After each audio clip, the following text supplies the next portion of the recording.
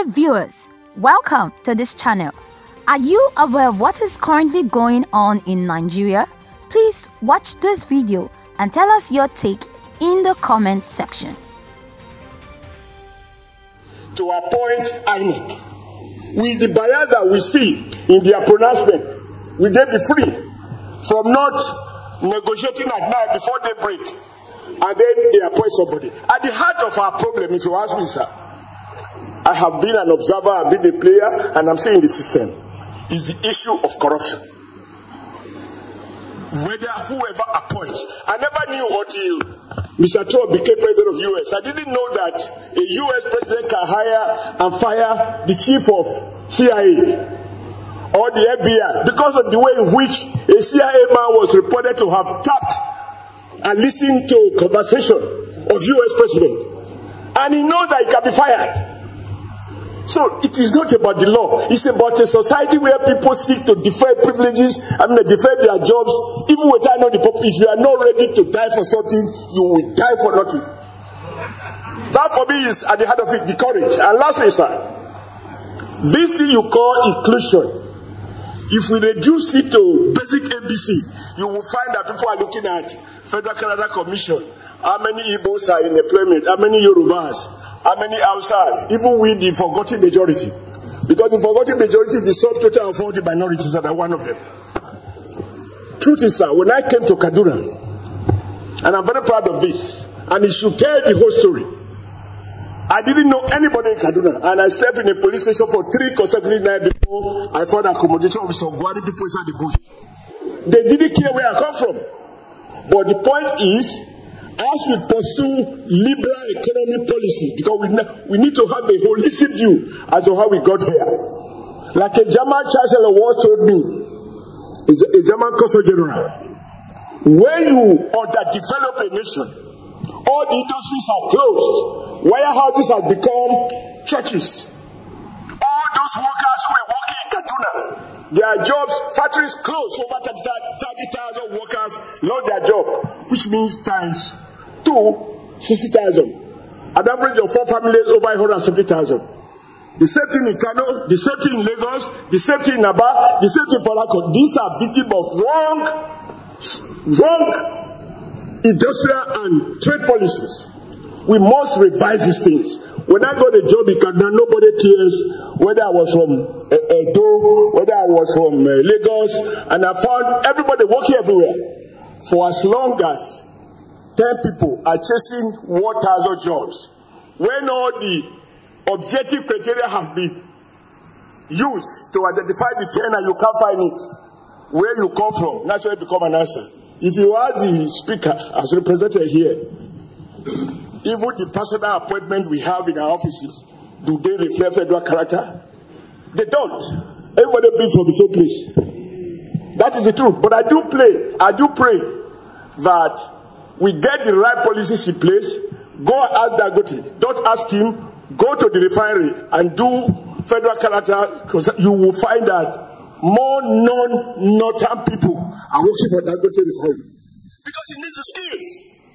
But because the private sector is not working, it's completely destroyed based on our liberal economic policies. The only business is that is politics, and we want to try and manage poverty. We can never have equity in poverty. May we have equity in prosperity. People talk about this restructuring, local government elections, and so on. Unfortunately, truth be told, there is no local government election. There is no local government that is elected. You can speak to the formality where results are written, or where blatantly no pretense was made, and therefore people are just put into office. You don't need law to enforce this. When I was chairman of APC, I told President Buhari, invite all the governors and invite the National Association of local government, and ask the governors what are they doing with the allocation that is given to them. Gentlemen, the law can never capture everything. What we need to reform is not the Constitution. What we need to reform is our value system, our commitment to strong ethics. That this is not fair. If you ask me, my background is to be suspicious about laws because they represent the thinking of the aggregate views of the ruling elite, they do not necessarily translate to fairness and justice. And I see contradiction from your explanations. You refer to a Supreme Court or judicial system that declares somebody unfairly elected because of internal idea of the party, and some other people who also went through the same system and they were free. If court that operates like that, I also give you the responsibility. People were talking of northern senators, southern senators, eastern senators, and western senators. I am on record as saying that I am just a senator of the Federal Republic of Nigeria. I am not saying it here. I said it when it matters, on the floor of the Nigerian Senate. Number two, I did have cause to speak about a month ago that he tried to understand our security challenges that we face. We must locate the details of the failure of political leadership. And I mean political leadership, including potential politicians here, who have resources to do all of those things that are convenient for them so to do, but refuse. They lack the will to make what I consider to be the most important investment, namely to resolve that never should a child be born in this country and deny the access to go to school. And we must not make laws that we don't have the political will to enforce, and identify the universal basic education law, under which every child ought to go to school, and if a family or a parent deny the child the right to go to school, there are penalties. How come no parents have been brought to before any magistrate court or alkali court or customary court and is charged for that offense?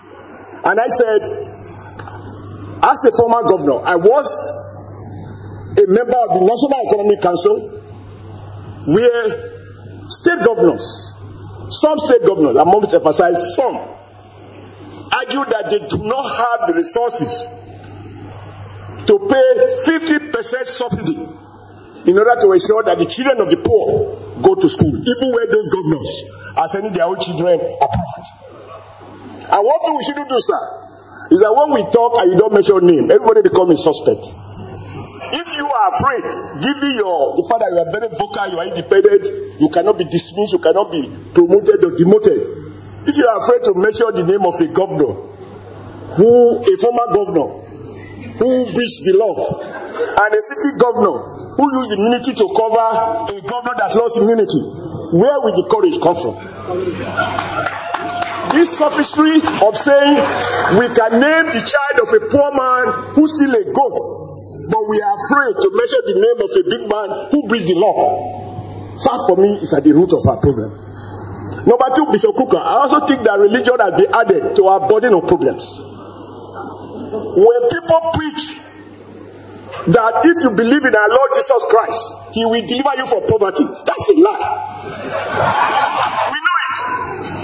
And I see them everything. And I think Father made the point that people are setting up business centers, and they cover themselves by saying they are pastors. And in every donation that is being made in church, when the big man dies, that is where reverend fathers and pastors, we identify the people to remind us that the church has not been completed. And all those who are to donate are invariably public officers. From their salaries, everybody is contributing to the confusion that we find ourselves in. And I was worried by one word you used at the beginning. Nobody spoke on it. And I think you were trying to be internationally correct. You wasn't trying to be. You should be correct within the context of Nigerian value system. When you spoke to regardless of sexual orientation, no. That is fashionable in the West. In Nigeria, sexual orientation matters. A man should not sleep with a man, and a woman should not sleep with a woman. If they do, it must not be acknowledged by the Nigerian state. We must discourage your work, because if you begin to use that regardless, it matters. I will not. I'm sorry for any people, those who have subscribed to Western values. I would deploy any man or a woman, or support, or vote for, or vote because of his sexual orientation. I need to know it, so that there are core values to Nigeria that will modify.